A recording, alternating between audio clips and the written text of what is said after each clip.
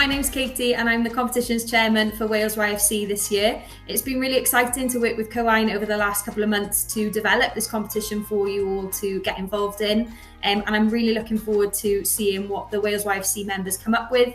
They never fail to amaze me with their initiative, so I'm really excited to see the final recipes. Pob lwc, good luck.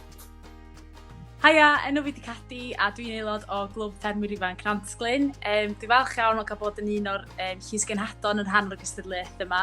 Dwi'n siŵr wneud pawb wneud hwyl dda ar y cystadlu a dwi'n edrych ymlaen i weld beth pawb yn dod fyny efo.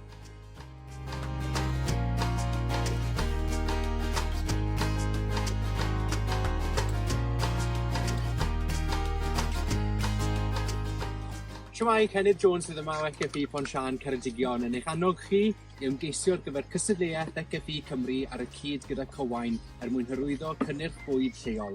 Trwy brynu bwyd lleol, chi'n helpu'r economi lleol a hefyd chi'n helpu'r amgylchedd wrth brynu'n lleol hefyd. Felly ewch amdani ac ymgeisiwch ar gyfer y cystadleuaeth. Helo, Elin Hafod dwi'n ferch fferm o Sir Frycheiniog, yn aelod o Glwb Ffermwyr Ifanc Ponseli ac hefyd yn ddigon ffodus o gael gweithio yn y diwydiant. Mae Cymru wrth gwrs yn gartre i rhai o gynhyrchwyr a chynnyrch gorau'r byd a dwi'n edrych ymlaen yn arw at weld eich syniadau chi. Felly ewch amdani.